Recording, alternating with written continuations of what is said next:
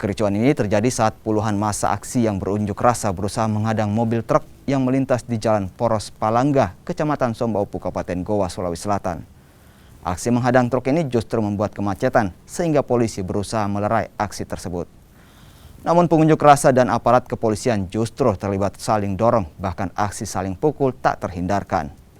Unjuk rasa ini merupakan protes warga Kelurahan Tompo Balang terkait pembangunan proyek taman kota di lokasi tanggul bantaran Sungai Jeneberang, Kabupaten Goa, Sulawesi Selatan. Warga menilai proyek tersebut juga telah membongkar lapangan sepak bola yang telah digunakan warga selama puluhan tahun.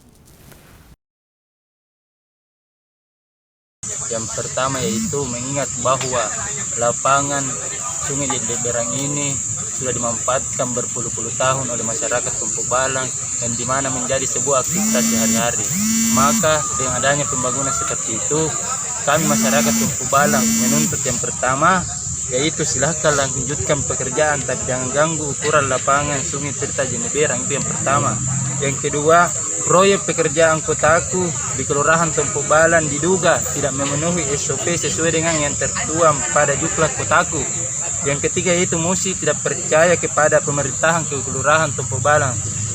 Yang keempat yaitu evaluasi kinerja seluruh tim yang tergabung dalam program kotaku. Jadi terkait dengan adanya aksi tadi di sekolah sungai, itu masyarakat menuntut terkait dengan lapangan sepak bola ada sekarang. Karena adanya proyek dari Bank Dunia untuk kawasan kumuh menjadikan skala kawasan. Kita akan coba ke sana menjadi skala kawasan yang membuat beberapa sirkulasi yang memang menarik untuk masyarakat. Jadi memang di sana itu tadi memang tuntutannya warga adanya istilahnya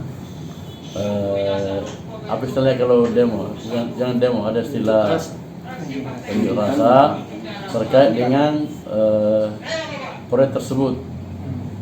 Cuma satu tuntutannya,